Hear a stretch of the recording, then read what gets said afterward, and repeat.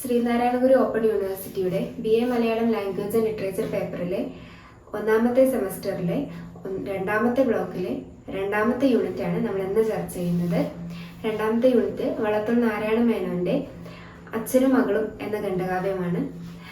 വള്ളത്തോൾ നാരായണ മേനോൻ അദ്ദേഹം ഖണ്ഡകാവ്യങ്ങളും മഹാകാവ്യങ്ങളും രചിച്ചിട്ടുണ്ടെങ്കിലും ദേശീയതയുടെ കവി എന്ന നിലയ്ക്കാണ് മലയാള കവിതാലോകത്ത് അറിയപ്പെടുന്നത്. സ്വതന്ത്ര സമരത്തെ അദ്ദേഹത്തിന്റെ രചനകൾ അതിന്റെ സാക്ഷ്യം വഹിക്കുന്നവയാണ്. അച്ഛനും മകളും, ശിഷ്യനും മകനും, കൊച്ചു സീത തുടങ്ങി പുരാണേതിഹാസത്തെ ഇതിവൃത്തമായ ഖണ്ഡകാവ്യങ്ങൾ അദ്ദേഹം രചിച്ചിട്ടുണ്ട്. പിന്നെ ബൈബിളിന് ഇതിവൃത്തമായിട്ട് അദ്ദേഹം എഴുതിയതാണ് മഗ്ദലന മറിയം. ഗാന്ധിജിയെ കേന്ദ്ര കഥാപാത്രമാക്കിയ രചനയാണ് ബാപ്പുജി. ശബ്ദ സൗകുമാര്യം കൊണ്ട് ആധുനിക കവിത്രയങ്ങളിൽ പ്രത്യേക സ്ഥാനം നേടിയ വ്യക്തിയാണ് വള്ളത്തോൾ നാരായണ മേനോൻ. വള്ളത്തോളിന്റെ മഹാകാവ്യം ചിത്രയോഗമാണ്. അദ്ദേഹത്തിന്റെ ആത്മകഥാംശമുള്ള കൃതിയാണ് ബദ്രവിലാപം. പിന്നെ അദ്ദേഹത്തിന്റെ കാവ്യ സമാഹാരമാണ് സാഹിത്യമഞ്ജരി. വാൽമീകിയുടെ രാമായണം, ഋഗ്വേദം എന്നിവ അദ്ദേഹം വിവർത്തനം ചെയ്തിട്ടുണ്ട്. പിന്നെ ശങ്കരാചാര്യരെ പറ്റി അദ്ദേഹം രചിച്ച കൃതിയാണ് കേരളത്തിന്റെ തല. കേരള കലാമണ്ഡലം സ്ഥാപിച്ചത് വള്ളത്തോൾ നാരായണ മേനോനാണ്. പിന്നെ വാഗ്ദേവതയുടെ പുരുഷാവതാരമാണ് അദ്ദേഹം എന്ന് കുട്ടികൃഷ്ണമാരാർ പറഞ്ഞിട്ടുണ്ട്. അതുപോലെ കാഞ്ചനക്കൂട്ടിന്റെ അടികൾ കൊത്തിമുറിച്ച പഞ്ചവർണ്ണക്കിളിയാണ് അദ്ദേഹം എന്ന് ഡോക്ടർ ലീലാവതി ടീച്ചർ പറഞ്ഞിട്ടുണ്ട്. അപ്പോൾ നമ്മൾ അദ്ദേഹത്തിന്റെ കൃതിയിലേക്ക് കടക്കാം. ശരിക്കും അച്ഛനും മകളും എന്നുള്ള ഈ ഖണ്ഡകാവ്യം 1936 രചിച്ചിട്ടുള്ളത്. അത് കാളിദാസന്റെ ശാകുന്തളത്തിലെ ഒരു സന്ദർഭത്തിനെ എടുത്തുകൊണ്ട് അത് നാടകീയമായി അവതരിപ്പിക്കുന്ന ആ രീതിയാണ്. അതാണ് ഖണ്ഡകാവ്യത്തിന്റെ ചട്ടക്കൂട്ടിലേക്ക് മാറ്റിയിരിക്കുകയാണ് ചെയ്തിട്ടുള്ളത്.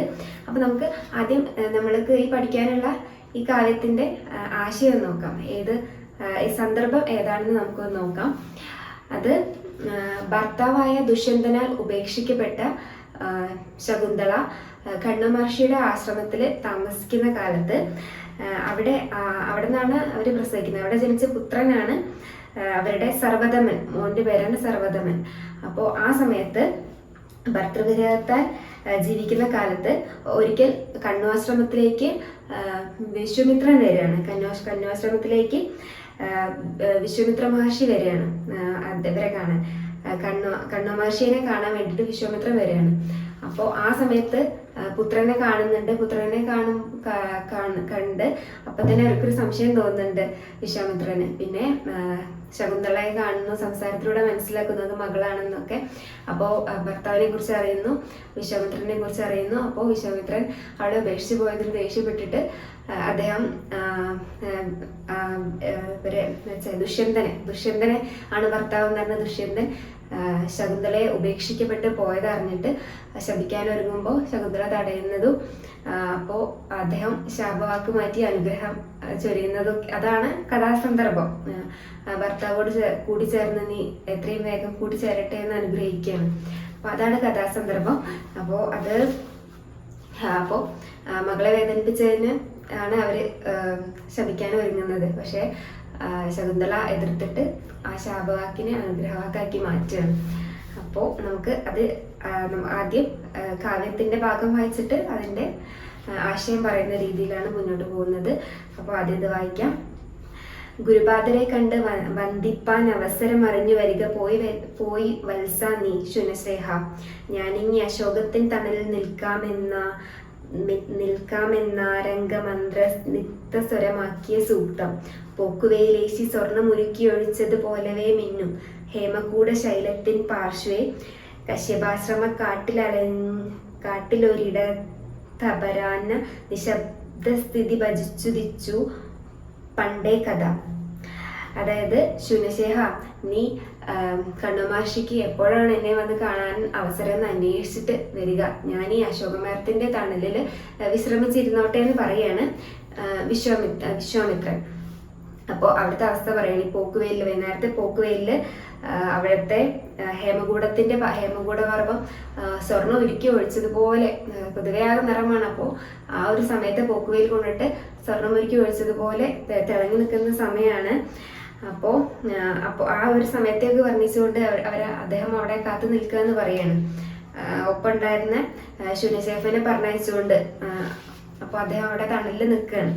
അപ്പൊ ആ ഒരു സമയത്തിനെ വർണ്ണിക്കുകയാണ്, ആ തുടക്കം വർണ്ണിക്കുകയാണ്. അദ്ദേഹം ചെന്നിട്ട് കാത്തു നിൽക്കുന്നത്, അശോകമരത്തിന്റെ ചുവട്ടിൽ കാത്തു നിൽക്കുന്നത് വർണ്ണിക്കുകയാണ്. അപ്പോൾ അടുത്തതിലേക്ക് പോവാം, വരികളിലേക്ക് പോവാം. നദന സ്വശിഷ്യനെ അയച്ച തപസ്യാമതിഥി അശോകത്തിന് തണൽപ്പുകപ്പോഴേക്കും ഞാൻ കാട്ടിത്തരാമേ മുത്തച്ഛനെ എന്നൊരു തേൻകൊഞ്ചൽ തൂകി പാഞ്ഞു ചെന്നനങ്ങൊരു ബാലൻ. ഈ തങ്കക്കിടാവാര കശ്യ ഭഗവാനെ മുത്തശ്ശൻ എന്ന് വിളിച്ചിടുവാൻ ജയന്തനും. വാനോഗോർനുടെ പുത്രൻ ഇത്രയല്ലല്ലോ പ്രായം, മാനുഷ പ്രഭാവമാണിവനിൽ കാണുന്നതും. അപ്പോൾ കശ്യമഹർഷിയെ കാണാൻ വേണ്ടിയിട്ട് നിൽക്കുന്ന അങ്ങനെ പോയപ്പോൾ അപ്പോൾ ഇതാ ഒരു ബാലൻ വന്നിട്ട് ഞാൻ കാണിച്ചു തരാം മുത്തശ്ശനെ എന്ന് പറഞ്ഞിട്ട് ഓടി വരികയാണ്. അപ്പോൾ ഈ കുട്ടീനെ കണ്ട പാടന്നെ അപ്പോൾ ഇത് ആരുടെ പുത്രനെ, മുത്തശ്ശൻ എന്ന് വിളിക്കാനാണെങ്കിൽ അങ്ങനെയാണെങ്കിൽ ഇത് ഇന്ദ്രന്റെ പുത്രനാണോ? ഇന്ദ്രന് ദിതിയിൽ ജനിച്ച പുത്രൻ ജയന്തനാണ്. അങ്ങനെ അവരല്ലേ കശ്യപന് മുത്തശ്ശനായിട്ട് വരിക. അപ്പൊ അവനാണെങ്കിൽ ഇത്ര ഇല്ലല്ലോ പ്രായം എന്നൊക്കെ ഇങ്ങനെ ആലോചിക്കുകയാണ് ഈ മഹർഷി. അപ്പോ അദ്ദേഹത്തിന് പിന്നെ നോക്കൂ മനസ്സിലാവും, ഇവന് മനുഷ്യപ്രഭാവമാണല്ലോ ഉള്ളത്. അപ്പൊ ഇത് അദ്ദേഹം അല്ലല്ലോ എന്ന്, ജയന്തനല്ലല്ലോ ഇത് വീണ്ടും മനസ്സിലാക്കുകയാണ്. അപ്പോ അങ്ങനെയാണ് ഈ വരിയാണ്, പൗരുഷനാണല്ലോ എന്ന്, മനുഷ്യബാലന്റെ പൗരുഷ തേജസ് ആണല്ലോ ഈ കുട്ടിയിൽ കാണുന്നത് എന്ന് മുനി മനസ്സിലാക്കുകയാണ്. അപ്പോ അദ്ദേഹം കുട്ടിയെ നോക്കുകയാണ്. കുട്ടിയെ കണ്ടപാടെ അദ്ദേഹത്തിന് ഭയങ്കരമായിട്ട് ഇഷ്ടപ്പെടുകയാണ് ചെയ്യുന്നത്. അപ്പോൾ ആ വരിയാണ് ഇത്. അടുത്ത വരിയിലേക്ക് പോകുമ്പോൾ ആരിതൻ നാരായണല്ല അല്ലവനിച്ചിക്കെന്നു തൻ മാറത്തണപ്പാനാണിച്ച് കൃഷിപ്രൗഢൻ സാഹസക്കാരൻ പൈതലാ വിമുക്തനെ വീണ്ടും മഹികത്തിലേക്കതാ വലിച്ചു താഴ്ത്തി ക്ഷണാൽ കുനിഞ്ഞു വാരിയെടുത്തുണ്ണിയെ പുണ്യാകാരൻ കുനിഞ്ഞു കെട്ടിപ്പുണാൻ പെരിയ ബഹുക്കളാൽ ലസിച്ചു മാന്തോലേറാപ്പിട്ട തന്മാറിൽ പൈകുഞ്ഞെ സീതാകാശത്തോദാതിര താരം പോലെ. ആരാണെന്ന് കുട്ടീന്ന് അറിയില്ല. ഇവനെ പെട്ടെന്ന് അവനെ ആരാന്ന് അറിയാനല്ല, അവനെ ഒന്ന് കെട്ടിപ്പിടിക്കാനാണ് അദ്ദേഹത്തിന് തോന്നിയത്. അപ്പോൾ വേഗം തന്നെ അവനെ പോയി കുനിഞ്ഞ് അവനെ ആലിംഗനം ചെയ്തിട്ട് അവനെ ലാളിക്കാനാണ് അദ്ദേഹത്തിന് തോന്നുന്നത്. അവനെ ലാളിക്കുകയാണ് ചെയ്യുന്നത്. ആരാണെന്ന് സംശയം തോന്നിയെങ്കിലും അത് ആരാന്ന് ചോദിക്കാൻ അപ്പം തോന്നിയില്ല. അവനെ ഉടനെ തന്നെ ആ വലിയ കൈകൊണ്ട്, അദ്ദേഹത്തിന്റെ കൈകളൊക്കെ ഇതിൽ വർണ്ണിക്കുന്നുണ്ട്, ആ ഭയങ്കര വലുപ്പമുള്ള കൈകൊണ്ട് അവനെ ആശ്ലേഷിക്കുകയാണ് ചെയ്യുന്നത്. കുനിഞ്ഞു നിന്ന് കെട്ടിപ്പിടിക്കുകയാണ് ചെയ്യുന്നത്. വളരെ സ്നേഹപൂർവ്വം, ലാളനപൂർവ്വം.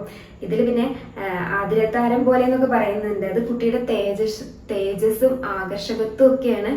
പിന്നെ മഹർഷിയുടെ വിശുദ്ധിയും മേന്മയൊക്കെയാണ് ഇതിലൂടെ പറഞ്ഞു വയ്ക്കുന്നത്. ഈ ആതിരത്താരം പോലെ എന്നുള്ള വരിയിലൂടെ പറഞ്ഞു വയ്ക്കുന്നത്. അപ്പോൾ അങ്ങനെ ആ വരി കഴിഞ്ഞു. അദ്ദേഹം ആ കുട്ടീനെ ആശ്ലേഷിക്കുന്നത്, അദ്ദേഹത്തിന്റെ വലിയ കരം കൊണ്ട് ആ പൈതലിനെ സ്നേഹപൂർവ്വം തന്നിലേക്ക് ചേർക്കുന്ന വരികളാണിത്. അപ്പോൾ അടുത്ത വരി, തോൾവരെ ഞാണ കുനുകുന്തളം ലീലയാസത്തു വിയർപ്പിങ്കൽ പതിഞ്ഞിരുന്നൊരു കയ്യാൽ സാവധാനമായി മാടി നീക്കിയ കുഞ്ഞിൻ കവിൾ പൂവോട് ചേർത്താൽ താടി നീണ്ട തന്മുഖം ധന്യൻ നേത്രരഞ്ജകമായി തിളങ്ങി തമ്മിൽ ചേർന്നൊരത്ര തേജസ്സിൽ കൂമ്പും ബ്രഹ്മസിൽ കാമ്പും അപരിചിതത്തോളിൽ അശങ്കം തലചായ്ച്ചാന്നറിയപ്പെടാത്തതോ ചേർച്ചയാൽ പോലെ ബാലൻ. അതായത് ഈ തോൾ വരെ വീണെടുക്കുന്ന കുട്ടിയുടെ മുടിയില് വേർപ്പ് കളിച്ചിട്ടൊക്കെ ആയിരിക്കും, ചെറിയ വേർപ്പ് പൊടിഞ്ഞിട്ട് ഒട്ടിപ്പിടിച്ചതൊക്കെ ഇദ്ദേഹം ഈ ഋഷി ഇങ്ങനെ മാടി ഒതുക്കി കൊടുക്കുകയാണ്. എന്നിട്ട് തൻ്റെ നീണ്ട താടി കുട്ടിയുടെ മുഖത്തോട് ചേർക്കുകയാണ്. നീണ്ട താടിയുള്ള തന്മുഖം കുട്ടിയുടെ കവിളിനോട് ചേർത്ത് വെക്കുകയാണ്, മനോഹരമായ കവിളിനോട് ചേർത്ത് വെക്കുകയാണ്. അപ്പോൾ ഇവിടെ കൂമ്പും കാമ്പും എന്നൊക്കെ പറഞ്ഞിട്ടുള്ളത്, കൂമ്പ് എന്ന് പറഞ്ഞാൽ കുട്ടിയുടെ പ്രഭ പൂർണ്ണമായിട്ടില്ല, കൂമ്പ് മുഴുവനാവാത്തല്ലേ, പൂർണ്ണമാവാത്ത പ്രഭയാണ് സൂചിപ്പിക്കുന്നത്. പിന്നെ അതുപോലെ തന്നെ പ്രഭാവം പൂർണ്ണമാവാത്തതിനെ കൂമ്പ് എന്നും കാമ്പ് എന്ന് വെച്ചാല് ഈ വിശ്വാമിത്രന്റെ ബ്രഹ്മതേജസ് പ്രൗഢമായ മുഴുവനായ കാമ്പ്, അദ്ദേഹത്തിന്റെ കാമ്പ് എന്നൊക്കെ പറഞ്ഞിട്ട് രണ്ടും അങ്ങനെയാണ് പറഞ്ഞിട്ടുള്ളത്. അപ്പോൾ പൂർണ്ണമാവാത്തവനും പൂർണ്ണമായ ഒരാളും അവര് തമ്മിലുള്ളൊരു അവരുടെ ലാളനയെ അങ്ങനെയൊക്കെയാണ് വർണ്ണിക്കുന്നത്. അപ്പോൾ അങ്ങനെ അത്രയും സ്നേഹം വിശ്വാമിത്രന് ഈ കുഞ്ഞിനോട് ഭയങ്കരമായിട്ടുള്ളൊരു സ്നേഹം തോന്നുന്നു. കുട്ടി ആരാന്ന് പോലും അറിയില്ല, പക്ഷെ കുട്ടിയെ തലോടാനും കുട്ടിയെ മുടി മാർഗി ഒതുക്കാനും അവനെ ഉമ്മ വയ്ക്കാനും അവനെ തലോടാനും അല്ലെങ്കിൽ ചെയ്യാനൊക്കെ തോന്നിപ്പോവാണ്. ഭയങ്കരമായിട്ടുള്ളൊരു മുത്തശ്ശന് തോന്നുന്ന എല്ലാ വാത്സല്യവും ആ കുഞ്ഞിനോട് മഹർഷിക്ക് തോന്നുകയാണ് ചെയ്യുന്നത്. അപ്പോൾ പിന്നെ പറയാണ്, മറ്റൊരു മുത്തച്ഛനെ ലാളനം അനുഭവപ്പെട്ടതായിട്ടോ തോന്നി ദുഷ്ടനാമവനപ്പോൾ, അഥവാ ബാലർക്കുണ്ടോ പര വ്യത്യാസങ്ങൾ, മൃദുവാം കയ്യേതിനും തലോടാമാ പൂക്കളെ. ഞാനൊന്ന് ചോദിക്കട്ടെ സാദരം മഹാമുനെ, ധ്യാനത്തിൽ ഉൾച്ചേർന്നിരുന്ന സച്ചിദാനന്ദം തന്നോ താനോമനിച്ചീളം പൂമൈ പുൽകരിലുള്ളവയോ രാനന്ദമിതോ ഭയാനധികം സമാസ്വാദ്യം. അതായത് അപ്പോ മറ്റൊരു മുത്തച്ഛന്റെ ലാളനം അനുഭവിക്കുന്നതായിട്ട് ആ കുട്ടിക്ക് തോന്നിക്കാണുമെന്ന് ഇവർക്ക് വിശ്വാമിത്രൻ തോന്നുകയാണ്. പിന്നെ തോന്നുകയാണ്, അല്ലെങ്കിൽ ഈ കുട്ടികൾക്ക് എന്ത് സ്വന്തവും അപരനോ, കുട്ടികൾക്ക് അങ്ങനെ ഒരു വിചാരം ഉണ്ടാവില്ലല്ലോ, അവർക്ക് എന്ത് സ്വന്തം, എന്ത് പരൻ, അങ്ങനെയും പറയുന്നുണ്ട്. അങ്ങനെ അപ്പോ ഇനി കവി ചോദിക്കുകയാണ് മുനിയോട്, നിങ്ങൾക്ക് ധ്യാനത്തിൽ ഇരിക്കുമ്പോൾ കിട്ടുന്ന ആനന്ദാണ്, അത് ഈ കുട്ടീനെ ലാളിക്കുമ്പോൾ കിട്ടുന്നതാണോ ഏറ്റവും സന്തോഷം എന്ന്? അത് ഏതാണ് നിങ്ങൾക്ക് ഏതെന്നാണ് നിങ്ങൾക്ക് ഏറ്റവും കൂടുതൽ സന്തോഷം കിട്ടുന്നതെന്ന് കവി ചോദിക്കുകയാണ് വിശ്വാമിത്രനോട്. ഏതിന്ന് ഇത്രയും ധ്യാനത്തിലിരിക്കുമ്പോൾ കിട്ടുന്ന സന്തോഷമാണോ, അതോ ഇപ്പോൾ ഇവനെ ലാളിക്കുമ്പോൾ ഭയങ്കരമായിട്ട് ഇവര് സന്തോഷം അനുഭവിക്കുന്നുണ്ടല്ലോ, അപ്പോൾ അതാണോ, ഏത് സന്തോഷമാണ് നിങ്ങൾക്ക് ഏറ്റവും വലുതായി തോന്നുന്നത്, ഏതാണ് നിങ്ങൾക്ക് ഏറ്റവും മുൻപന്തിയിലായിട്ട് തോന്നുന്നത് എന്ന് കവി ഇതിൽ ചോദിക്കുകയാണ്. അങ്ങനെ ഏതാണ് ഏറ്റവും ആസ്വാദ്യകരമായതെന്ന് ഇതിൽ ചോദിച്ചു വെക്കുകയാണ്. അതാണ് ഈ വരികളിലുള്ളത്. അടുത്ത വരിയിലേക്ക് പോകുമ്പോൾ, മിലിതാക്ഷനായി മുനി ബാലസംശ്ലേഷങ്ങൾ സുഖാൽ ബാലനോ കിഞ്ചിതുരാഘക്ഷനായി ചിരികൂട്ടി അമ്മേ ഞാനിതാ എന്ന് വിളിച്ചു ചൊന്നാൽ, പെട്ടെന്ന് അമ്മ മണിനാദം കേട്ടണഞ്ഞാളൊരു തന്വി, മുഷിഞ്ഞ വസ്ത്രങ്ങളും മെടഞ്ഞ വാർക്കൂന്തലും മെലിഞ്ഞ ലാവണ്യേക ഭൂഷമാമുടലുമായി അത്തലിൻ സ്വരൂപം പോലവാ യുവതിയെ സന്നിഗ്ധമാം നയനത്താൽ ദർശിച്ച നിമിഷത്തിൽ. അപ്പോൾ ഇങ്ങനെ ഈ മുനി ഇവനോടുള്ള ലാളനയോണ്ട് കണ്ണുകളൊക്കെ ഇങ്ങനെ അടഞ്ഞു പോവാണ്. അപ്പൊ ആ സമയത്ത് അമ്മയെന്ന് വിളിച്ചിട്ട് കുട്ടി അമ്മയെന്ന് വിളിക്കുമ്പോൾ അവിടുന്ന് ഒരു സ്ത്രീ വരികയാണ്, ഒരു സുന്ദരിയായ. അപ്പൊ അവളെ വർണ്ണിക്കുകയാണ്. വരുന്നത് ആരാണ്? ശകുന്തളയെ വരുന്നത്. അപ്പൊ ശകുന്തളയെ വർണ്ണിക്കുകയാണ്. മുഷിഞ്ഞ വസ്ത്രങ്ങളും മെടഞ്ഞ വാർക്കുന്തലും. മുഷിഞ്ഞ വസ്ത്രവും സമൃദ്ധമായ മുടി മെടഞ്ഞിട്ടിട്ടുണ്ട്. മാത്രമല്ല ആ മെലിഞ്ഞ ശരീരത്തില് സൗന്ദര്യം മാത്രമാണ് ആഭരണം. അപ്പൊ അവളെ ഒരു വാഗ്മയ ചിത്രം പോലെ വരച്ച മാതിരി വർണ്ണിച്ച് വെച്ചിട്ടുണ്ട് കവി. അപ്പോൾ ശകുന്തള ഭയങ്കര സുന്ദരിയാണ്, പക്ഷെ ആഭരണങ്ങളോ വസ്ത്രമോ ഒന്നും നന്നല്ല. അവളെ സൗന്ദര്യം മാത്രമാണ് സൗന്ദര്യം ആഭരണമാക്കിയവളാണ് എന്നാണ് പറയുന്നത്. അങ്ങനെ അവള് വരുന്നു. ശകുന്തളയുടെ വരവാണത്. ശകുന്തളനെ ആദ്യമായിട്ട് ഇതിൽ കാവ്യത്തിൽ വർണ്ണിച്ചുകൊണ്ടാണ് ശകുന്തള വരുന്നത്. അപ്പോൾ അങ്ങനെ അടുത്ത വരിയിൽ പറയാണ്. അപ്പൊ ഇത് കണ്ടപ്പോൾ തന്നെ വിശ്വാമിത്രന് അവളോട് സ്നേഹം വാത്സല്യാണ് കേട്ടോ, വാത്സല്യ സഹജമായ സ്നേഹം ആണ് തോന്നുന്നത്. അപ്പൊ അടുത്ത വരിയിൽ പറയാണ്, മേനകെ നിനക്ക് എന്തീ മാറ്റമെന്നാകും ചോദിപ്പാനാവാ മുതിർന്നത് മുനിതൻ തിരുമുഖം. പിന്നീട് അങ്ങനെ അതേ ചോദിച്ചു സ്ഫുട സാമ്രാട്ട് ചിന്ന മാമി കുഞ്ഞിന്റെ അമ്മയാ നീയാർ വത്സേ. അമ്മ കനിതിനിട ചായം തേച്ച മൺമയിലതാ മാർക്കണ്ഡേയങ്കലെന്നും ചൊല്ലി മഹർഷി വക്ഷത്തിങ്കൽ നിന്നൊരു ചാട്ടം ചാടി അമ്മതൻ പിടി വിടുത്തുഴച്ചോടിപ്പോയാൻ. അപ്പോൾ ഈ വിശ്വാമിത്രന് മേനക നിനക്ക് എന്താ ഇത്ര മാറ്റം എന്ന് ചോദിക്കാനാ തോന്നിയെന്ന്. കാരണം അത്രയധികം മേനകയോട് സാദൃശ്യമുണ്ട് ശകുന്തളയ്ക്ക്. മേനക ആരാ? ശകുന്തളയുടെ അമ്മ. അപ്പോൾ ശകുന്തളയുടെ അമ്മ, അതായത് നമ്മുടെ വിശ്വാമിത്രന്റെയും മേനകയുടെ മകളാണല്ലോ ശകുന്തള. അപ്പോൾ മേനകയുടെ ഭയങ്കരമായിട്ട് രൂപസാദൃശ്യം ഉണ്ട് ശകുന്തളയ്ക്ക്. ഒറ്റനോട്ടത്തിൽ തന്നെ അങ്ങനെ ചോദിക്കാനാണ് എനിക്ക് തോന്നിയതെന്ന്. മേനക നിനക്ക് എന്തീ മാറ്റമെന്ന്. അപ്പോൾ അത്രമാത്രം സാദൃശ്യം അവിടെ പറയുന്നത്. മേനക ഭയങ്കര സുന്ദരിയല്ലേ, അപ്പോൾ അതേ സുന്ദരിയാണ് മകളും. പക്ഷെ അങ്ങനെ ചോദിച്ചില്ല. അപ്പോൾ ഋഷി അങ്ങനെ ചോദിച്ചിട്ടില്ല. ചോദിച്ചത് ഈ ചക്രവർത്തി ലക്ഷണമുള്ള ഈ കുഞ്ഞിന്റെ അമ്മയായ നീ ആരാണ് എന്നാണ് ചോദിച്ചത്. ഈ ഋഷിവര്യൻ അങ്ങനെയാണ് ഇവരോട് ചോദിച്ചത്, ശകുന്തളയോട് ചോദിച്ചത്. വിശ്വാമിത്രൻ നീ ആരാണെന്നാ ചോദിച്ചത്. അപ്പോൾ അത്രേ ചോദിച്ചുള്ളൂ. അപ്പോഴേക്ക് കുട്ടി ഒരു മൺമയിലിനെ കളിക്കൂട്ടുകാരൻ്റെ കയ്യിൽ കണ്ടപ്പോൾ വേഗം ചാടി അതിനെ അമ്മയുടെ പിടിപ്പിച്ച് വിശ്വാമിത്രന്റെ കയ്യിൽ നിന്ന് പിടിപിടിച്ച് അമ്മയുടെ അടുത്തെത്തി. അമ്മയുടെ അടുത്തുനിന്ന് അവൻ അങ്ങോട്ട് പോയി. ഈ മൺമയിലിനെ കണ്ടിട്ട് അവൻ ഓടിപ്പോവാനുണ്ടായത്. അപ്പൊ അവനെ നോക്കി നെടുവീർപ്പിട്ടുകൊണ്ട് നിൽക്കുകയാണ് ഇവള്.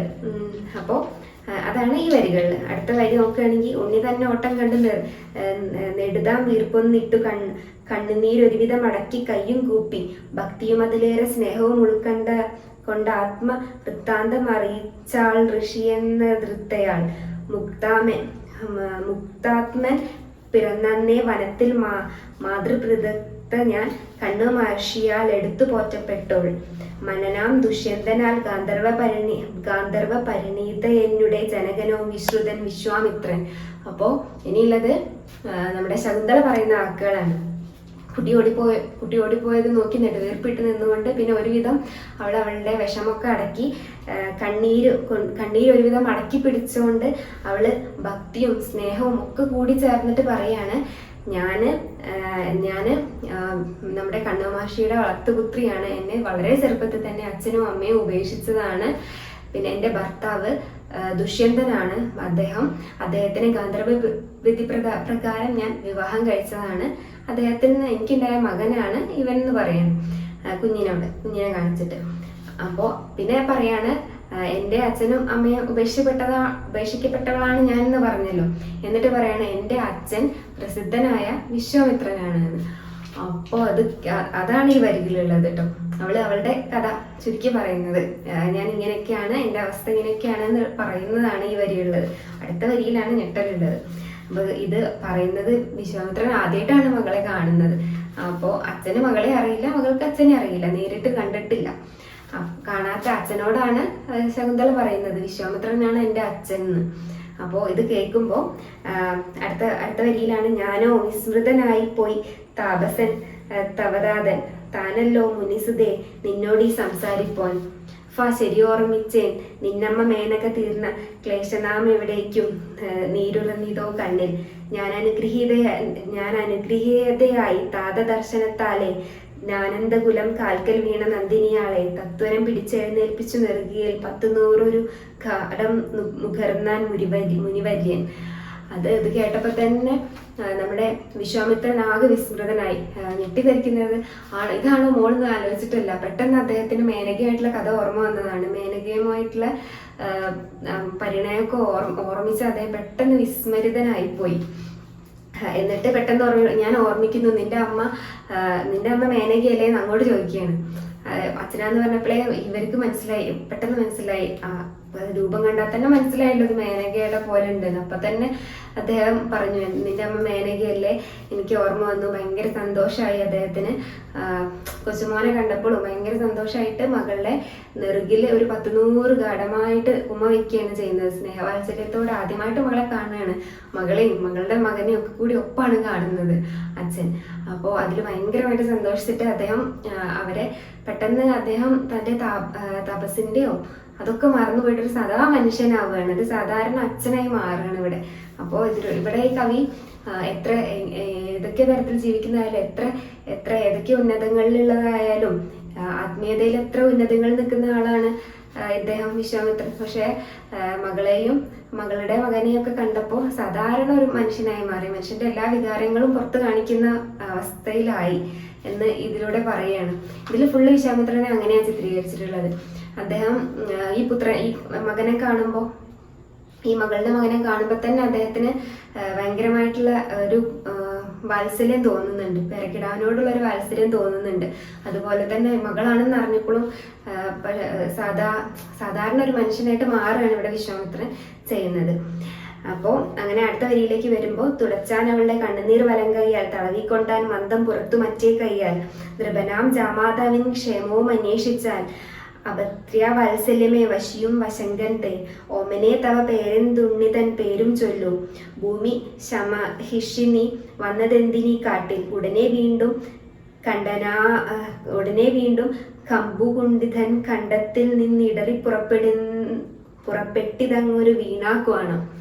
അപ്പോൾ അങ്ങനെ അവള് ഭയങ്കരമായിട്ട് വിഷമിക്കും. അവൾ ആദ്യമായിട്ട് അച്ഛനെ കാണാൻ ശകുന്തള. അപ്പൊ ശകുന്തള ഭയങ്കരമായിട്ട് വിഷമിച്ച് കരഞ്ഞുകൊണ്ടിരിക്കുകയാണ്. അപ്പൊ അവളുടെ വലങ്കയോട് അവളുടെ കണ്ണു തുടച്ചിട്ട് ഇടങ്കയോട് അവളുടെ പുറത്ത് തലോടിയിട്ട് സ്നേഹിക്കുക, ലാളിക്കുകയാണ് അച്ഛൻ ചെയ്യുന്നത്. ഇത്ര കാലമായിട്ട് ലാളിനൊന്നും അനുഭവിച്ചിട്ടില്ല അവള്. ഇത്രയും വലുതായി മകനൊക്കെ ആയി, കല്യാണം കഴിഞ്ഞ് മകനൊക്കെ ആയിട്ടാണ് ഒരു അച്ഛന്റെ പുത്രവാത്സല്യം അവൾ അറിയുന്നത്, ശകുന്തള അറിയുന്നത് തന്നെ. അപ്പോ എന്നിട്ട് അവൾക്ക് അതിലൊന്നും വിഷമൊന്നുമില്ല, എപ്പോഴും കരയാണ്, സന്തോഷത്തോടു കൂടിയാണ് കരയുന്നത്. അച്ഛനെ ഇപ്പൊ കണ്ടല്ലോ, അച്ഛനെ കാണാൻ കഴിഞ്ഞതിൽ വളരെയധികം ആഹ്ലാദമാണ് അവൾക്കുള്ളത്, ആഹ്ലാദ കണ്ണീരാണ് കരയുന്നത്. അപ്പൊ അത് തുടച്ചു കൊടുത്തിട്ട് ചോദിക്കുക, ജാമാതാവിനെ പോലെ ചോദിക്കുകയാണ്, എന്താ നിന്നെ കല്യാണം കഴിച്ചത്, എന്നിട്ട് നീ എന്താ ഈ കാട്ടിൽ നിൽക്കുന്നത്, എന്തൊക്കെയാ നിങ്ങളുടെയൊക്കെ പേര് പോലും അറിയില്ല വിശ്വാമിത്രന് മകളുടെ പേരോ മകളുടെ മകന്റെ പേരോ ഒന്നും അറിയില്ല. അപ്പൊ പേരൊക്കെ ചോദിച്ചറിയാം, എന്താ പേര്, നീ എന്തിനാ ഇവിടെ കാട്ടിൽ താമസിക്കുന്നതൊക്കെ ഭയങ്കര ആകാംക്ഷയോട് കൂടി ചോദിച്ചറിയാം. ഒരച്ഛൻ മകളോട്, സാധാരണ ഒരു മകളോട് ചോദിക്കുന്ന പോലെ ചോദിച്ചറിയാണ്, എന്താ ഇത്, എങ്ങനെയാണ് ഇതൊക്കെ എന്നുള്ള കാര്യങ്ങൾ. അപ്പോ അവള് ഇതൊക്കെ കേട്ടിട്ട് അവള് ഉത്തരം പറയുന്നതാണ് അടുത്ത വരികളിലുള്ളത്. അപ്പോൾ നമുക്ക് അടുത്ത വരി നോക്കാം. പേരിട്ടാൻ ശകുന്തളയെന്ന് എനിക്ക് അച്ഛൻ കണ്വൻ, ദാരിദ്ര സർവദമനാഭിതൻ ദ്രൗഹിത്രൻ ദേ, അമ്മ തന്ന അനുഗ്രഹാലി ദിവ്യാശ്രമമല്ലോ, വന്മാലിലാഴും എനിക്ക് ഈറ്റില്ലമായി തീർന്നു, ആശ്രമാൽ പ്രീതിയാത കണ്വാനാലയ്ക്കപ്പെട്ട ആശയ കൊട്ടാരത്തിൽ ചെന്ന ഗർഭിണിയാം ഞാൻ, സങ്കടം പറഞ്ഞവൾ തെല്ലിട തേങ്ങിക്കരഞ്ഞാൾ, സത്യക്തയായേനല്ലോ സൗമ്യനാം കണവനാൽ. അപ്പോ ഇവളുടെ വിഷമങ്ങൾ പറയാണ് കേട്ടോ. അപ്പൊ പേരിട്ടത് കണ്വ മഹർഷിയാണ്. ശകുന്തള എന്ന് പേരിട്ടു, മകന്റെ പേര് സർവ്വധമൻ എന്നാണ്. അതൊക്കെ പറഞ്ഞു കഴിഞ്ഞിട്ട് പിന്നെ അവള് പറയാണ്, പിന്നെ അവൾക്ക് ശബ്ദമൊക്കെ ഇടറി. അവള് പിന്നെ ഭയങ്കരമായിട്ട് കരഞ്ഞിട്ടാ പറയുന്നത്. പിന്നെ ഉള്ളത് പറയുന്നത് വിഷമാണ്, പേരുകൾ പറഞ്ഞതിന് ശേഷം. പിന്നെ പറയാണ്, ഞാൻ ഗർഭിണിയായിരുന്നപ്പോ ഇവരുടെ അടുത്ത് പോയി, ഞാൻ ഗർഭിണിയായിരുന്നപ്പോ ഭർത്താവിന്റെ അടുത്ത് പോയി, ഭർത്താവ് ദുഷ്യന്തന്റെ അടുത്ത് ചെന്ന കഥ പറയാണ്.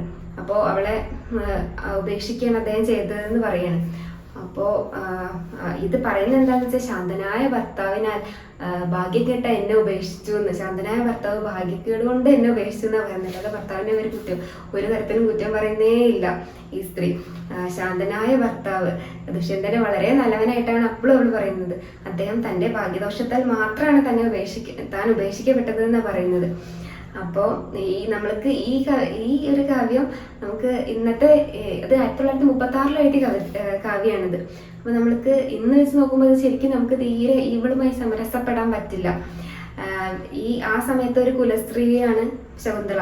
അവരുടെ എല്ലാ വ്യക്തിഗുണങ്ങളും ശകുന്തളയിൽ അടങ്ങിയിട്ടുണ്ട്. പക്ഷെ നമുക്ക് ഇന്നത്തെ വെച്ച് നോക്കുമ്പോൾ തീരെ ഇവരുടെ വാക്കുകളായിട്ടും വീക്ഷണമായിട്ടൊന്നും നമുക്ക് പൊരുത്തപ്പെട്ടു പോകാനേ പറ്റില്ല. ഇത് ആ ഒരു സമയത്താണ് എന്നുള്ള കാഴ്ച കൊണ്ട് വേണം ഈ കാവ്യം പഠിക്കാന്. അങ്ങനെ ഇവള് പറയാണ്, ശാന്തനായ ഭർത്താവ് തന്റെ ഭാഗ്യദോഷത്താൽ തന്നെ ഉപേക്ഷിക്കപ്പെട്ടതാണെന്ന് പറയണം. അപ്പോ ഇത് കേൾക്കുമ്പോ അടുത്ത വരിയില്, പകർന്നു ഭാവം പെട്ടെന്നാകാലരുദ്രാകര നുകർന്നു മിഴിയിൽ നിന്നെരിതീപ്പൊരി മേന്മാൽ വളഞ്ഞു പുരികങ്ങൾ ചുളിഞ്ഞു വാർ നെറ്റിത്തടങ്ങൾ ഇളകി ലീലയും അങ്ങടങ്ങി കാറ്റൻ പാടും. ദുഷ്യന്തൻ അവൻ ആരോമൽ കുമാരിയെ ദുസ്സഹവമാനത്തിൽ തള്ളിയിട്ടുടൽ കൊൾഹാൻ ഇക്കരമാനേ പോരും കാൽക്ഷണാൽ മനുഷ്യരെ സ്വർഗത്തിൽ കരകയറ്റാനും നരകയെ വീഴിപ്പാനും. അപ്പോൾ ഇത് ഭയങ്കര വാക്കുകൾ ഭയങ്കര പ്രയാസമാട്ടോ. ഇത് എഴുതി വെച്ച കാരണം ഞാൻ വായിക്കുമ്പോൾ വാക്കുകളൊക്കെ ചിലപ്പോൾ കടിച്ചപ്പെട്ടാത്ത വാക്കുകളായതുകൊണ്ട് ചെറിയ രീതിക്ക് അക്ഷരത്തെറ്റ് സംഭവിക്കുന്നുണ്ടെന്ന് തോന്നുന്നു. അപ്പോൾ നിങ്ങളിത് വായിക്കുമ്പോൾ നിങ്ങൾ എന്തായാലും വായിക്കുമല്ലോ കവിത, അപ്പോൾ ഒന്ന് വൃത്തിക്ക് വായിച്ചാൽ മതി സാധനം. അപ്പോൾ ഇതിൻ്റെ അർത്ഥത്തിലേക്ക് വരാം. അപ്പോൾ പെട്ടെന്ന് ഇത് കേട്ടപ്പോൾ ഉപേക്ഷിച്ചെന്നിട്ട് പെട്ടെന്ന് ഇത് കേട്ടപ്പോൾ നമ്മുടെ വിശ്വാമിത്രൻ ആകെ പെട്ടെന്ന് ഭാവമൊക്കെ മാറി. അദ്ദേഹത്തിന്റെ ഭാവമൊക്കെ മാറി, കണ്ണിൽ നിന്ന് തീപ്പൊരി, അതായത് ഭയങ്കര രോക്ഷാകുലനായിട്ട് പുരുകങ്ങളൊക്കെ വളഞ്ഞു, നെറ്റിത്തടം ചുളിഞ്ഞു. ഇത് കേട്ട് കാറ്റൊക്കെ നിശബ്ദമായി, ഇലയൊക്കെ അനങ്ങാതെയായി. അപ്പോൾ പരിസരത്തിനൊക്കെ മാറ്റം വന്നു. ഇദ്ദേഹത്തിന് ദേഷ്യം വന്നാൽ, വിശ്വാമിത്രന് ദേഷ്യം വന്നാലുള്ള അവസ്ഥ അറിയാലോ, ഭയങ്കരമായിട്ട് ദേഷ്യം വരും. അപ്പോൾ അദ്ദേഹത്തിന് ആകെ ദേഷ്യം കൊണ്ട് രോക്ഷാകുലനായി നിൽക്കുകയാണ് ഇദ്ദേഹം. എന്നിട്ട് പറയും, എൻ്റെ മകളെ ഈ സഹിക്കാനാവാത്ത ദുഃഖത്തിലേക്ക് തള്ളിവിട്ടിട്ട് അഭിമാനം രക്ഷിക്കാൻ അവൻ ആരാണ്, ദുഷ്യന്തൻ ആരാണെന്നൊക്കെ ചോദിച്ച് ഭയങ്കരമായിട്ട് ഒച്ച എടുക്കുകയാണ്. എന്നിട്ട് പറയും, എൻ്റെ ഈ കൈകൾ കൊണ്ട്, അദ്ദേഹത്തിന്റെ വലതു കൈ കാണിച്ചാൽ എൻ്റെ ഈ കൈകൾ കൊണ്ട് ആളുകളെ സ്വർഗത്തിലേക്ക് കരകയറ്റാൻ അതുപോലെ നരകത്തിലേക്ക് ഇടാനും ഒക്കെ എനിക്ക് സാധിക്കും എന്ന് പറയണം. അതായത് ശപിച്ചില്ലാതാക്കാൻ ഭയങ്കര അറിയാലോ വിശ്വാമിത്രൻ. അപ്പൊ അദ്ദേഹം പറയും, എൻ്റെ ഈ കൈകൾ മതി, ഒരാളെ സ്വർഗത്തിലേക്ക് കയറ്റി വിടാനും നരകത്തിലേക്ക് താഴ്ത്താനും ഒക്കെ എൻ്റെ കൈകൾ മതി എന്ന് പറഞ്ഞിട്ട് അത്രയും ദേഷ്യത്തോട് കൂടിയിട്ട് ഇങ്ങനെ വരികയാണ്. അപ്പോൾ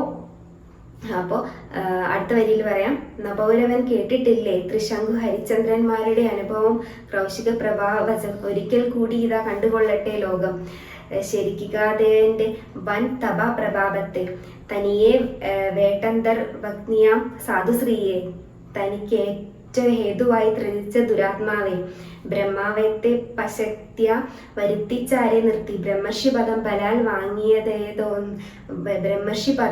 ബലാൽ വാങ്ങിയതേതൊന്നാലോ.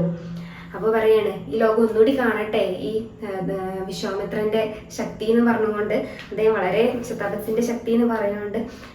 ഈ വിവാഹം ചെയ്തിട്ട് ഒരു സാധു പെണ്ണിനെ ഉപേക്ഷിച്ചു പോയ ദുഷ്യന്തനെ ഭയങ്കരമായിട്ട് ദേഷ്യപ്പെടുകയും അദ്ദേഹത്തിന്റെ മഹിമ പറയുകയും ചെയ്യാണ്. എനിക്ക് ഇതൊക്കെ വെറും നിസ്സാരാണെന്ന്, അവന്റെ കുലം മുടിക്കാനൊക്കെ എനിക്ക് ഒരു പാടുമില്ല എന്ന് പറഞ്ഞിട്ട് ആ കഥ ഇത് പറയാണ്, അദ്ദേഹത്തിന്റെ മഹിമ പറയാണ് ഈ വരികളിലൂടെ. അങ്ങനെ എന്നിട്ട് അടുത്ത വരിയിൽ വലംകരം ക്രോധാൽ ചുരുട്ടി നെഞ്ചിൽ ചേർത്ത നിവജസ് ആരംഭിച്ച ദൂർച്ചസി വിശ്വാമിത്രൻ, ആ മുഷ്ടി മുന്നോട്ടേക്കൊന്നെറിയപ്പെട്ടാൽ തീർന്നു സ്വാമി വംശത്തിനൊട്ടു കിടിവളായി പോയല്ലോ. എന്നാൽ ആശ്വാസ്ത്രത്തെ രണ്ട് കൈകൊണ്ടും പിടിച്ച് എന്നെയോർത്തടങ്ങേണം അച്ഛനെ നിങ്ങന്നാൾ മകൾ, ഭർത്തൃനാശിനിയായി തീരല്ലോ ഭവൽപുത്രി, നിർദ്ധയായും തീരല്ലോ ഉഗ്രവൈദവ്യത്താൽ. അപ്പോൾ ഈ വലതുകൈ അദ്ദേഹം വളരെ കോപത്തോടു കൂടി ഇങ്ങനെ ഉയർത്താൻ നിൽക്കുകയാണ്. ഉയർത്തിയപ്പോഴേക്കും ശകുന്തള പോയി രണ്ട് കൈ കൊണ്ടും ആ കൈ തടഞ്ഞു പിടിക്കുകയാണ്. എന്നിട്ട് പറയും, അച്ഛൻ എന്നെ ഓർത്ത് നിർത്തുക, അച്ഛൻ എന്നെ ഓർത്ത് ഒന്നും ചെയ്യല്ലേ, ഈ പുത്രിയെ ഭർത്താവിന്റെ നാശത്തിന് കാരണമായവളാക്കല്ലേ അച്ഛന്ന് പറഞ്ഞിട്ട് വേഗം പോയിട്ട് രണ്ട് കൈ കൊണ്ട് പിടിച്ചിട്ട് കരയുകയാണ് ചെയ്യുന്നത്. അച്ഛനല്ലേ, അച്ഛന്റെ കൈ കടന്നു പിടിച്ചിട്ട് ഒന്നും ചെയ്യല്ലേ അച്ഛന്ന് പറയാണ്.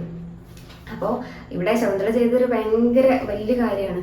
കാരണം ആരും അങ്ങനെ ചെയ്യില്ല. ഇങ്ങനെ ശവിക്കാനൊരുങ്ങുന്ന വിശ്വാമിത്രനെ ഇതുവരെ ആരും തടഞ്ഞിട്ടുണ്ടാവില്ല. പക്ഷെ മകള് അത് ചെയ്തു. മകള് അധികാരത്തോടു കൂടിയല്ല, അവളുടെ വിഷമത്തോട് കൂടിയിട്ട് വേറെ നിവർത്തിയില്ലാത്തതുകൊണ്ട് രണ്ട് കൈയോണ്ടും കണ്ട് ചേർത്ത് പിടിച്ചിട്ട് നിർത്തച്ച എന്നെ ഓർത്തടങ്ങണമേ എന്ന് പറഞ്ഞിട്ട് കരയാണ് ചെയ്യുന്നത്. അപ്പോൾ അവര് വൈദ്യവ്യത്തിന്റെ തീയിൽ എന്നെ ഇടരുത് എന്നും പറയാണ്. ഇത്രയും നാള് ഭർത്താവ് ഉപേക്ഷിച്ച് പോയി എന്നേ ഉള്ളൂ, പക്ഷെ അച്ഛൻ ശപിക്കുക ചെയ്താലും ഞാൻ വൈധവ്യത്തിലായി പോകുന്നു, എനിക്ക് ഭർത്താവ് ഇല്ലാതെ ആവുന്നു. അപ്പൊ ഇതുവരെ ഉണ്ട് എന്നുള്ളൊരു ഇതിലാണ് ജീവിക്കുന്നതെന്നും കൂടി അർത്ഥമുണ്ട്. അപ്പോൾ ഇത് വേറൊരു തരത്തിൽ നമ്മൾ വായിക്കുകയാണെങ്കിൽ ഇത്രയൊക്കെ ദ്രോഹിച്ചിട്ടും അവള് ദുഷ്യന്തനെ സ്നേഹിച്ചുകൊണ്ടിരിക്കുകയാണ്. ഇത്രയൊക്കെ ഒറ്റയ്ക്ക് ജീവിച്ചുകൊണ്ടിരിക്കുകയാണ്. ഒരു തരത്തിൽ ഒരു സഹായവും ഇല്ല. വർണ്ണനെ കേട്ടപ്പോൾ അവളുടെ രൂപത്തിൽ നമുക്ക് മനസ്സിലായല്ലോ അവളുടെ എന്താണ് അവളുടെ അവസ്ഥ. എന്നിട്ടും അവള് ദുഷ്യന്തനെ സ്നേഹിച്ചുകൊണ്ടിരിക്കുകയാണ്. അപ്പോൾ കുലസ്ത്രീ, ശരിക്കും ഒരു കുലസ്ത്രീയാണ് നമ്മുടെ ശകുന്തള. എന്നിട്ടും വേണ്ട, അദ്ദേഹത്തിന് ഞാൻ കാരണം അദ്ദേഹത്തിനൊന്നും ഉണ്ടാവാൻ പാടില്ല, ഞാൻ അങ്ങനെ വൈദവ്യത്തിലാവാൻ പാടില്ല എന്നൊക്കെ പറഞ്ഞുകൊണ്ട് കരഞ്ഞ് തടയാൻ ശ്രമിക്കുകയാണ് ശകുന്തള ചെയ്യുന്നത്. എന്നിട്ട് പിന്നെ അവള് പറയുന്നതാണ് അടുത്ത വരിയിൽ, അച്ഛനമ്മമാർ കാലയെ വെടിഞ്ഞ നിർഭാഗ്യ സ്വച്ഛന്തം ഉപേക്ഷിച്ചാൽ ഭർത്താവും എന്നേ വേണ്ടു, സുപഷ്കൃതമായി കൊള്ളട്ടെ എൻ ജീവിതം, സുതനും പുറത്തായി പോകലാമേ ദോഷാൽ, പുത്രിതൻ കണ്ണുനീർ കൊണ്ട് കോപാഗ്നി ശമിച്ചതിൽ അത്രയും പ്രസന്നനായ അഭിനന്ദിച്ചാനച്ഛൻ, ഭദ്രം തേ പിടിച്ചെന്നെ കരകേറ്റി നിൻ സൗശീല്യം ഭർത്താവോ ജിരേണ ചേർന്നാലും സപുത്ര നീ. അപ്പോ ഇവള് പറയണ വേറൊരു വാക്ക് വളരെ അതാണ് വളരെ ഇതില് അവള് ഇത് പ്രാധാന്യം അറിയിക്കുന്ന ഒരു വരികളാണിത്. അവള് പറയണ, എന്നെ അച്ഛനമ്മമാർ ഉപേക്ഷിച്ചതിലും വലുതായിട്ട് ഒന്നുമല്ല ഭർത്താവ് ഉപേക്ഷിച്ചതെന്ന്. അപ്പോൾ അച്ഛൻ ഇദ്ദേഹമാണല്ലോ, ശപിക്കാൻ ഒരുങ്ങിയ അദ്ദേഹമാണല്ലോ. വളരെ ചെറുപ്പത്തിൽ എന്നെ അച്ഛനും അമ്മയും ഉപേക്ഷിച്ച് പോയതിലും വലുതൊന്നുമല്ല പിന്നീട് ഈ ഭർത്താവിൻ്റെ അടുത്ത് എനിക്ക് ഉണ്ടായത് എന്ന് പറഞ്ഞ വിഷമത്തോട് കൂടിയിട്ടാണ് പറയുന്നത്. ദേഷ്യത്തോട് കൂടിയിട്ടല്ല, വിഷമത്തോട് കൂടിയിട്ടാണ് പറയുന്നത്. അതിലും വലുതൊന്നുമല്ലല്ലോ എന്നെ ഭർത്താവ് ഉപേക്ഷിച്ചതെന്ന്. അപ്പോൾ ഇത് കേട്ടപ്പോൾ തന്നെ വിശ്വാമിത്രന്റെ മനസ്സൊക്കെ മാറി. അപ്പോൾ അദ്ദേഹം പറയും, നിന്റെ സൗമ്യമായ ശീലത്തിൽ എൻ്റെ കോപാഗ്നിനെ നീ അടക്കി എന്ന് പറഞ്ഞിട്ട് വിശ്വാമിത്രൻ എന്നിട്ട് പറയും, നീ ഭർത്താവോടും പുത്രനോടും കൂടി എത്രയും വേഗം ചേരാൻ ഇടവരട്ടെ എന്ന് അനുഗ്രഹിക്കുകയാണ് ചെയ്യുന്നത്. അപ്പോൾ ഇവിടെ ശരിക്കും അവള് നല്ല വാക്കുകളോട് കൂടിയിട്ട് അച്ഛനെയും അമ്മേനെയും നേർക്ക് ചോദ്യം ഉന്നയിക്കുക ചെയ്യുന്നത്. നിങ്ങൾ എന്നെ നോക്കിയില്ലല്ലോ, പിന്നെ എന്നിട്ട് നിങ്ങൾക്ക് എന്താ അവകാശമാണുള്ളത്, ഭർത്താവ് നോക്കിയില്ല എന്ന് പറഞ്ഞിട്ട് അദ്ദേഹത്തെ പഴിക്കാൻ എന്താ അവകാശമുള്ളതെന്ന് ചോദ്യം വേറൊരു തരത്തിൽ ചോദിച്ചെന്നുള്ളൂ. ഭർത്താവ് ചെയ്തതൊന്നുമല്ല അച്ഛനും അമ്മയും ചെയ്തത് വെച്ച് നോക്കുമ്പോൾ എന്നാണല്ലോ അവള് പറഞ്ഞത്.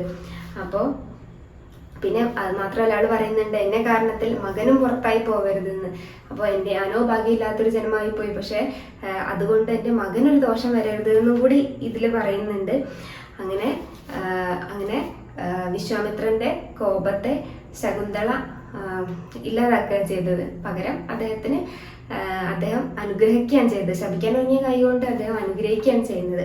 അപ്പൊ വീണ്ടും ഇവിടെ പുകഴ്ത്തുന്നുണ്ട് വിശ്വാമിത്രൻ, നിന്റെ സൗമ്യശീലത്തോട് നിന്റെ വാക്കുകൾ കൊണ്ടാണ് എൻ്റെ കോപം അടങ്ങിയത്. പുത്രി, നിനക്ക് നല്ലത് വരട്ടെ, നിന്റെ ഭർത്താവോടും കുട്ടിയോടും കൂടി നീ എത്രയും വേഗം ഒന്നാവട്ടെ എന്നൊക്കെ അനുഗ്രഹിക്കുന്നത്. അപ്പോൾ അങ്ങനെ ഒരു സന്തോഷമായ പരിസമാപ്തിയിലാണ് കാവ്യം അവസാനിക്കുന്നത്. ഇവിടെ ഒരു ആദ്യമായിട്ട് നേരിൽ കാണുന്ന പിതൃപുത്രി ബന്ധത്തിന്റെ വാത്സല്യവും ആ ഒരു സന്ദർഭമാണ് വളരെ മനോഹരമായിട്ട് ഭാവാത്മകമായിട്ട് കവി അവതരിപ്പിക്കുന്നത്. അപ്പോൾ ഭാവതീവ്രതയും ഭാവനാത്മകതയും ഔചിത്യമുള്ള വർണ്ണനയും കാൽപ്പനിക അന്തരീക്ഷവും കൊണ്ട് ഈ അച്ഛനും മകളും എന്നുള്ള കവിത അതിമനോഹരമായി തീർന്നിട്ടുണ്ട്. അപ്പോൾ ഈ കവിത വളരെ വളരെ എന്താ പറയാ, പെട്ടെന്ന് വായിച്ചെടുക്കാൻ ബുദ്ധിമുട്ടുകളുണ്ട് ആ സമയത്തല്ലേ. പക്ഷെ ഇതിലെ അർത്ഥങ്ങൾ ആ കാളിദാസന്റെ ശാകുന്തളം എന്നുള്ളതിലൊരു ഭാഗം എടുത്തിട്ടാണല്ലോ ഖണ്ഡകാവ്യമാക്കി മാറ്റിയിട്ടുള്ളത്. അപ്പോൾ ആ നിലയ്ക്ക് നോക്കുമ്പോൾ ഇത് വളരെ മനോഹരമായിട്ട് അദ്ദേഹം ചെയ്തു വെച്ചിട്ടുണ്ട് വള്ളത്തോൾ. അപ്പോൾ ഈ കവിത അവസാനിച്ചു. നന്ദി.